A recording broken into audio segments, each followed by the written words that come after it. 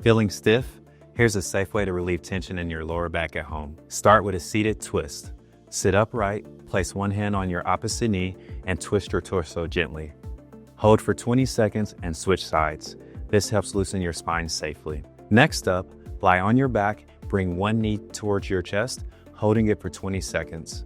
Switch legs. This stretch releases tension in your lower back. For our last stretch, pull both knees to your chest, hug them tightly, and gently rock side to side. This can safely release pressure in your lower back without forcing a crack. And remember, always listen to your body and avoid forcing any movements. For deeper relief, visit us at Revive.